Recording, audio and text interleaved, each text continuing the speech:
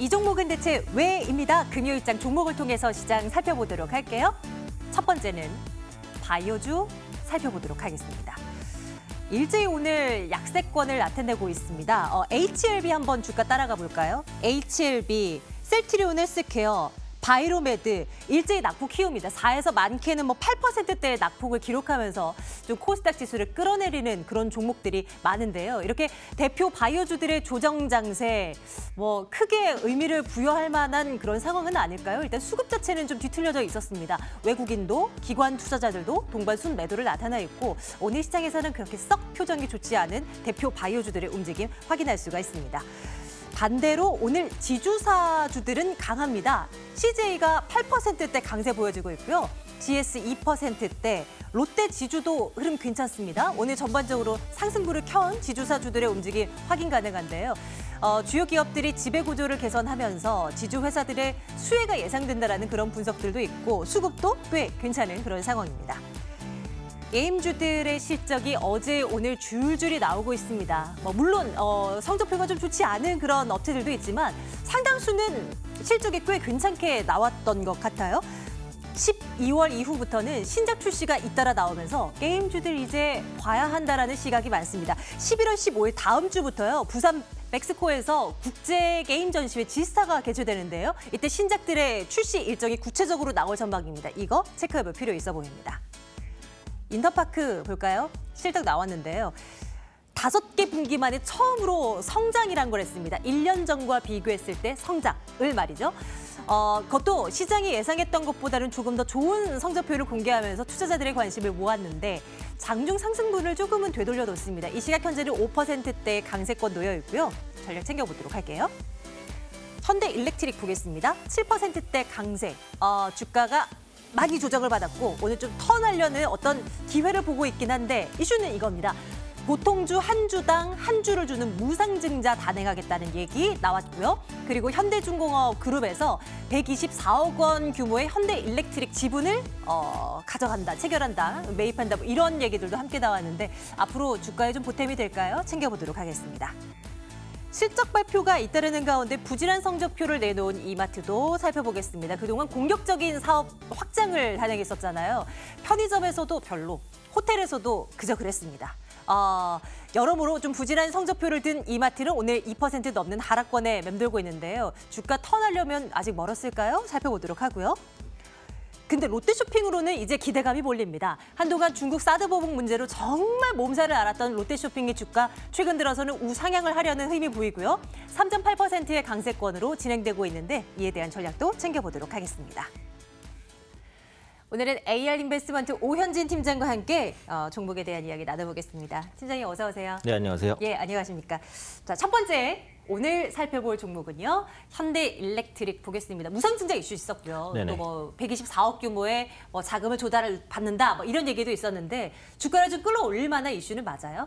그렇죠. 그렇기 때문에 오늘 7% 정도 상승한다고 보시면 되겠는데 오늘 반영되고 끝날 이슈가 아닌가 이렇게 생각을 하고 있습니다. 오늘로 끝날 가능성이 크다? 그렇죠. 왜냐하면 일단 첫 번째 이슈 무상증자는 이제 투자자분들도 다 아시겠지만 기업 가치 변함이 있는 요소는 아니죠. 그래서 케이크를 10조각으로 자르나 20조각으로 자르나 똑같은 케이크 아니겠습니까? 케이크 가치가 변하는 것도 아니고요. 다만 유통 물량이 늘어나는 효과, 이제 그 정도를 기대할 수 있다라고 보시면 될 것 같고 과거에도 무상증자를 발표한 기업들의 주가 흐름을 보면 그날은 보통 상승을 했어요. 그런데 그날 이후에 이 이슈로 추세적인 상승을 계속해서 이어간 적은 거의 없습니다. 그렇기 때문에 오늘 상승에 거의 반영이 됐다라고 보시면 될 것 같고 조금 더 중요할 수도 있는 부분이 이제 결국은 그 124억 규모의 자금 조달 이 이슈죠. 그래서 현대중공업이 자회사인 현대일렉트릭 지분을 3% 정도 추가적인 매수를 한다라는 관점인데 자회사에 대한 지배력 강화 목적도 있고요. 또 주가가 많이 빠졌다 보니까 요럴 때 이제 모회사가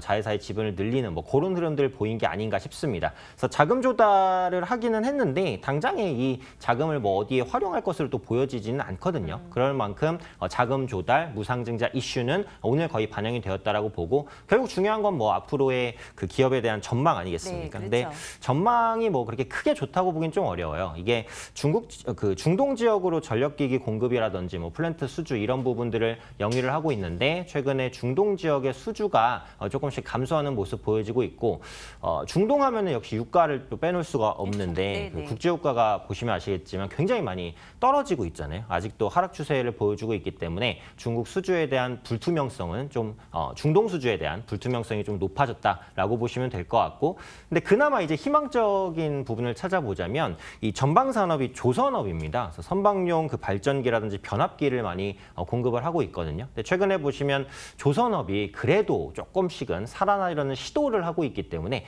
이에 따른 수주 증가에 대한 기대감 정도는 남아 있습니다. 그래서 결론적으로는 좀 악재와 호재가 약간 동반된 뭐 그 정도의 흐름으로 보여지고 있다 말씀드리고 싶습니다. 현재 시점에서의 투자 판단에 있어서 점수를 좀 좋게 주기는 그래요? 한 중간 정도로 가도 될까요? 네, 아니면 그래서 나빠요 쪽인가요? 이 종목은 이제 보유하고 계신 분들은 조금 더 뭐 보유를 해보신다라고 보더라도 신규 진입할 모멘텀 정도는 없는 것 같아요. 그런 만큼 투자 의견은 좀 글쎄요로 말씀드리도록 하겠습니다. 네. 그러면 다음 종목 빨리 가볼게요. 이 종목은 어떨까요? 이마트 보려고요. 사실 실적은 그렇게 좋게 나오질 않았는데 기대감이 없지는 않았거든요. 왜냐하면 뭐 편의점 이마트 24라든지 뭐 호텔도 그렇고요. 뭔가 좀 도전하는 듯한 이런 분위기를 보이고 이게 실적이 좀 부진했던 게 그 투입이 너무 많이 됐기 때문인가요? 어떻게 해석해야 될까요? 그래서 저는 이제 이 실적이 전년 동기비 4% 정도 감소를 했는데 네. 전 나쁘지 않은 실적이라고 봐요. 그래서 말씀해 주신 대로 네. 일회성으로 반영된 부분이 분명히 있었기 때문에 그런 것들을 감안을 해야 되고, 또 추석 효과가 있기는 했습니다만 그 추석 전날에 또 이마트가 휴무일이었어요. 보통 이제 추석 전날에 대형마트 매출이 가장 크게 이제 피크적으로 발생을 하거든요. 근데 그때 하필이면 또 쉬는 날이 걸렸기 때문에 이런 부분에 대한 우려감도 있었고, 또 추석을 앞두고 단기적으로 판촉비를 좀 많이 쓰긴 했어요. 이런 일회성 비용들이 들어가면서 영업이익이 부진했던 것이지 뭐 전체적인 매출이 악화되거나 그런 부분은 아니다라고 생각을 합니다. 그런 만큼 4분기에는 분명히 영업이익 개선세를 다시 한번 이어갈 것이다라고 판단을 하고 있고요. 그 창고형 할인 매장이죠. 트레이더스 같은 경우 3분기에 전년 동기 대비해서 60% 이상의 고성장을 보였습니다. 그래서 요즘 들어서 창고형 할인 매장이 굉장히 큰 폭의 성장세를 보여주고 있기 때문에 이런 부분들이 앞으로 이마트의 실적을 좀 받쳐줄 수 있지 않을까 이렇게 판단을 하고 있고요. 지금 이마트가 그 할인 행사를 하고 있어요. 요 블랙 2호라고 가보셨나요, 네. 이마트? 최근에 갔었는데 기억이 잘 안 나요. 잘 안 봤나 봐요. 네, 그래서 이번 달에 가셨으면 아마 보셨을 것 같은데 네. 지난달에 대대적인 갔으면 할인인가요? 그렇죠. 그래서 11월 한 달 동안 진행이 되고 있어요. 그래서 블랙 프라이데이와 이마트가 이제 25주년이거든요. 그래서 이 두 개를 합쳐서 블랙 2호라는 행사가 진행 중인데 네. 제가 이 행사 기간에 한 2번 정도 방문을 했었는데 네. 상당히 많이 그 할인 판매 품목이 많더라고요. 그래요? 그만큼 가봐야 소비자들도 많이 찾고 있고, 그래서 그 대표 상품으로 할인 판매를 하는데 이게 네. 대규모 할인 행사니까 사실 마진은 이제 별로 없다 이렇게 생각하실 그렇겠죠. 수도 있지만 네. 이런 대규모 할인 행사는 집객 효과를 높입니다. 그러니까 소문에 의해서 고객들이 많이 방문하기 때문에 박리담에 따른 효과도 얻을 수 있고, 그보다 중요한 게 파생 상품에 대한 매출이에요. 그러니까 예를 들어서 맥주가 할인을 한다라고 한다면 안주 사야죠. 그렇죠. 가서 맥주만 사시는 분도 있겠지만 대부분은 있겠지만. 주변 상품을 같이 산단 말이에요. 그래서 네. 이런 효과들이 분명히 4분기에는 좀 반영될 수 있을 것 같아요. 그런 만큼 이번 실적 부진을 저가매수의 기회로서 한번 잡아볼 수도 있지 않을까 이런 판단을 가지고 있고, 전에도 이마트를 말씀드릴 때 제가 언급드렸던 부분인데 뭐 PB 사업에 대한 이제 호조라던가 아니면 노브랜드 상품에 대한 판매 확대라던가 모바일 쇼핑의 성장이라던가 이런 부분들이 모두 이마트에는 긍정적인 요인이다라고 판단을 하고 있고, 그 전자제품 판매점인 일렉트로마트가 이마트 내에서 사실상 자리를 많이 잡았어요. 그래서 매출도 확대되는 모습들, 신사업에 대한 성과에 대한 그런 가시와 이런 기대감들도 있기 때문에 뭐 현재 위치에서는 당장은 실적 부진에 의해서 밀리기는 했지만 일회성 요인으로 인한 실적 부진이라고 보고 그 외에 성장하는 요인들이 많기 때문에 주가는 다시 반등에 대한 기회를 좀 모색하지 않을까 판단하고 있습니다. 꽤 오랜 기간 동안 조금씩 흘러내렸어요. 뭐 장기간은 일단 빼고요. 뭐 단기적인 기술적 반등이라도 나오게 된다면 그 상단을 좀 어떻게 설정을 해두고 살펴보면 좋을까요? 네, 일단 이마트는 단기로는 좀 재미가 없는 기업입니다. 그래서 무겁기 때문에 뭐 단기적인 수익을 보실 분들은 이 종목을 들어가시는 건 좋은 생각은 아닌데 한 3개월에서 6개월 정도 보신다면 괜찮다고 보여지고 있어요. 그리고 무엇보다도 수급이 들어오고 있어요. 그래서 10월 달부터 시작해서는 기관 외국인이 매도에서 매수로 바뀌었습니다. 그래서 완만하지만 수급이 들어오고 있다는 것도 긍정적인 포인트고, 한 달 내로 그 목표가를 잡는다면 22만 원 정도까지는 노려볼 수 있을 것 같아요. 그래서 기존에 있었던 고점 부근까지는 좀 여유 있게 도달하지 않을까 판단하고 있습니다. 이마트 투자 의견은 그렇다면? 네, 투자 의견 갈까요? 역시 좋아요 말씀드리도록 하겠습니다. 좋습니다. 이마트와 아주 비슷한 쇼핑 얘기를 더 이어가 볼까요? 롯데 쇼핑 얘기를 한번 해볼까 하는데요. 중국 때문에 진짜 힘들었었던 롯데 쇼핑이잖아요. 그때 뭐 중국에서 뭐 사드 보보기로 롯데 물건 안 사부터 시작해서 롯데 그 매장들 철수한다고 해도 뭐 중국 업체들이 안 사가겠다. 그 매장 우리 안 산다. 뭐 이런 얘기까지 나오는 그런 운매를 맞았었는데 이제 이 손실 다 털었다고 봐도 될까요? 어떤 분석 가능합니까? 네, 그래서 결론적으로는 긍정적인 관점을 말씀을 드리는데 이마트랑은 좀 다른 관점이죠. 그래서 이마트는 앞으로 성장이 기대된다라는 관점이라면 네. 롯데 쇼핑은 말씀해 주신 이제 불확실성 해소라는 관점에서 안도랠리가 어느 정도 나올 수 있다라는 관점으로 보고 있습니다. 그러니까 가장 큰 불확실성이 결국은 이제 중국 사업이었잖아요. 사실상 중국 마트 사업에서 철수하기로 하면서 중국 부분에 대한 실적도나 우려감이 제거가 됐고 중국의 백화점 부분은 아직 판단이 안 됐어요. 철수를 할지 어떡할지. 네네. 근데 아마 내년 초에는 철수를 하던 매각을 하던 발을 빼는 쪽으로 진행할 가능성이 높아요. 그렇게 되면 중국 쪽에서의 유통 사업은 거의 다 정리가 되는 수순으로 가니까 실적의 발목을 잡았었던 요인 하나는 확실하게 해소되는 것이다라고 보시면 되고 지금 롯데쇼핑이 다른 유통주 대비해서도 좀 저평가라고 생각을 해요. 그 이유 중에 하나가 결국은 중국 부분이었다라는 거죠. 이게 제거됐다는 것을 다시 한번 말씀드리고 싶고요. 또 국내 부분에서 백화점과 할인점의 매출은 괜찮습니다. 그래서 국내 부분 같은 경우 백화점에서 해외 그 의류 판매가 한 10% 이상 고성장을 보였어요. 그래서 국내 소비 심리가 좋은 수준은 아닌데 백화점의 고가 의류 판매는 그래도 회복이 좀 되고 있다라고 봐주시면 좋을 것 같아요. 그래서 그런 관점에서 국내 백화점 성장률이 한 3% 정도를 기록을 했고 그 할인점, 그 롯데마트죠. 롯데마트의 성장률도 한 1.6% 정도로 조금씩 개선이 되고 있는 모습입니다. 그리고 롯데쇼핑이 중국에서는 계속해서 좀 고전을 면치 못했었던 건 사실인데 중국을 제외한 다른 해외 지역에서는 실적이 괜찮아요. 뭐 인도네시아라든지 아니면 베트남이라든지 이런 부분에서의 백화점 매출은 계속해서 우상향하는 모습들을 보여주고 있기 때문에 해외 매출 성장에 대한 기대감은 그대로 가져갈 수 있다라고 보시면 될 것 같고요. 가장 중요한 포인트는 역시 신동빈 회장의 경영 복귀입니다. 그래서 경영 복귀를 하자마자 굉장히 강력한 성장 드라이브를 걸고 있어요. 그렇죠. 5년 동안 한 50조를 투자하겠다라고 했는데 그중에 25%의 자금이 유통 부분에 들어갈 겁니다. 그에 따른 수혜는 당연히 롯데쇼핑이 입는다라고 보시면 될 것 같고 특히 이커머스 시장에 대한 강력한 투자를 요구를 하고 있어요. 그래서 모바일 쇼핑이 성장하는 부분 역시도 롯데쇼핑에는 웃어주는 부분이고 또 환율도 괜찮아요. 아까 이마트에도 같이 해당되는 부분이긴 한데 원화가 약세를 보이다가 최근에 불확실성 해소로 원화가 조금 강세로 좀 진행되는 모습들 나타나고 있는 부분도 롯데쇼핑에는 좀 우호적이다라고 보실 수 있을 것 같습니다. 투자 의견 주십시오. 좋아요 갈까요? 네, 그래서 제가 오늘 나쁜 의견을 드린 게 없는 것 같기 때문에 롯데쇼핑 역시도 좋아요 의견 드리도록 하겠습니다. 이 종목도요. 차트 한번 봐주세요, 팀장님. 네, 지금 차트로는 이마트보다는 조금 더 좋아요. 바닥권에서 턴어라운드 하는 모습이고 주요 저항대를 오늘 호재로서 돌려냈습니다. 다만 갭상승이 있었으니까 윗꼬리가 달리고 있는데 네. 이 윗꼬리가 달리면서 주가가 밀리는 시점은 오히려 저가 매수의 기회로 잡아볼 수 있다고 생각을 합니다. 그래서 다음 주부터 시작해서 추가적인 조정이 온다면은 오히려 매수할 수 있는 좋은 기회가 생기는 것이다라고 판단을 하고 있고 1차적으로 목표가를 잡자면 한 24만 원 정도까지는 볼 수 있는 종목이라고 생각합니다. 이제 우리가 쳐다볼 만한 종목군에 이제 롯데쇼핑도 끼워 넣게 되네요. 투자 의견 좋아요 찍고요.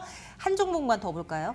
이번에도 실적 나온 기업 볼게요. 인터파크입니다. 5개 분기 만에 성장이라는 걸 한 인터파크입니다. 오늘 이 결과 전해지면서 또 주가도 탄력적으로 진행되긴 한데 좋은 평가 하세요? 어떻습니까?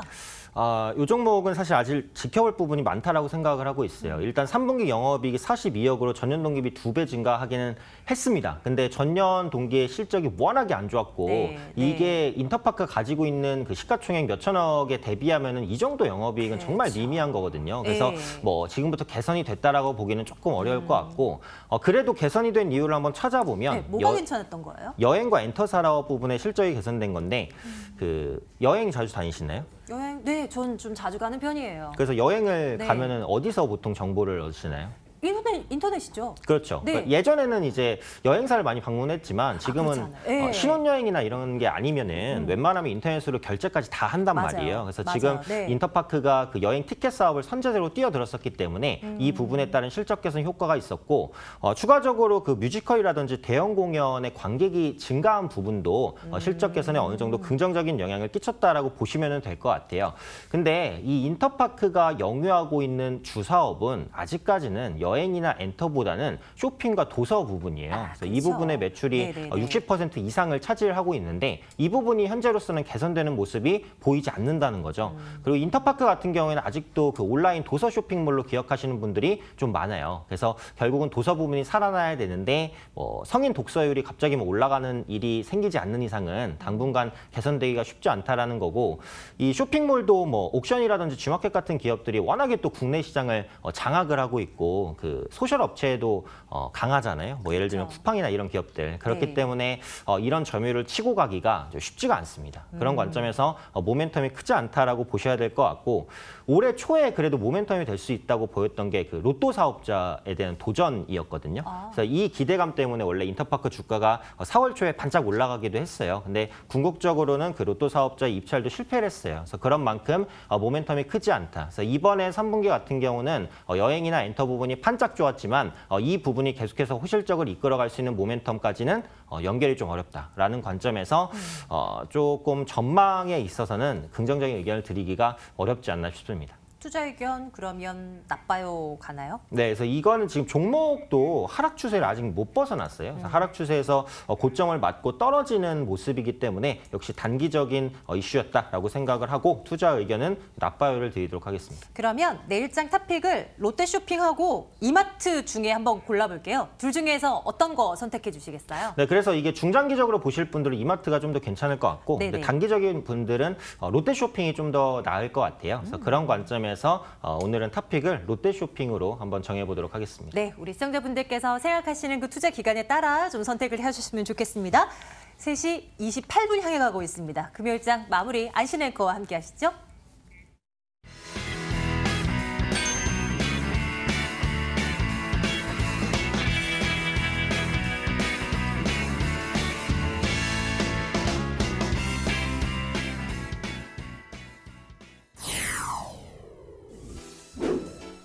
동시효과 보고 나서 낙폭을 줄이고 있긴 하지만 오늘 시장 전체적으로 하락 권역에 머무르는 시간이 더 길었습니다. 코스피 현재 상황 살펴보시면요. 0.38% 내리면서 2084선까지 다시 한번 내려와 있습니다. 코스닥도 저가 대비는 만회했지만 약 1% 가까이 하락하면서 687선의 종가를 형성할 것으로 보입니다. 시가총액 상위 종목 살펴보시면요. 특히 제약바이오 종목들이 크게 하락하면서 지수에 악영향을 주기도 했습니다. 삼성바이오로직스는 정치권에서 내부 문건을 공개한 여파로 3일째 내리하락하면서 오늘 낙폭도 짙었습니다. 4.29% 내리고 있고요. 셀타리온도 이 바이오시밀러 관련 모멘텀이 작용을 했지만 외국인 기관의 동반 매도를 맞아가면서 3.98% 하락하면서 마감을 준비하고 있습니다. 반면에 삼성전자는 폴더블폰 공개에 0.45% 오름세 44,250원을 가리키고 있고요. SK하이닉스 불안정한 흐름을 연출하고는 있지만 호가 보고 나서 0.1% 오름세로 다시 한번 돌아섰습니다. 자, 이어서 코스닥 시가총액 상위 종목도 살펴보도록 하겠습니다. 바이오 종목들이 크게 하락하고 있습니다. 셀트리온 헬스케어가 5.37%나 내리고 있고요. 신라젠도 4.5%나 내리고 있습니다. 특히 HLB의 낙폭이 더 큽니다. 8.31% 하방 압력을 크게 받고 있는데요. 한 증권사에서는 강력 매수를 외치기도 했지만 88,300원까지 내려가면서 9만 원 이탈된 상황입니다. 오늘은 비바이오 종목들이 또다시 오르네요. CJ ENM, 포스코 캠텍 빨간불 켜면서 마감을 준비하고 있습니다. 호가 분위기 돌아봤습니다.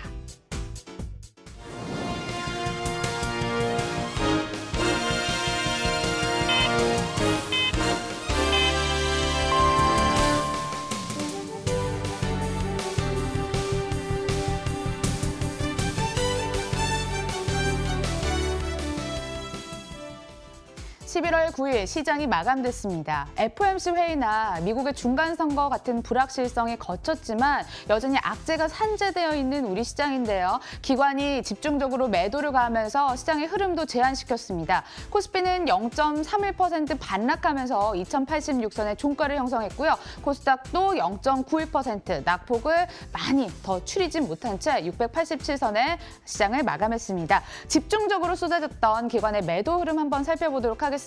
금융투자 중심에 물량이 계속 쏟아지고 있는데요. 지난달 차익 거래로 사들였던 주식을 내다 팔고 있는 것으로 풀이가 되면서 전체적인 수급 규모는 2,554억 원의 매도 우위를 기록했습니다. 갈피를 잡지 못했던 외국인의 수급 한번 살펴보실 수 있고요. 개인이 기관과 엇갈리면서 2,368억 원의 순매수 우위를 기록했습니다.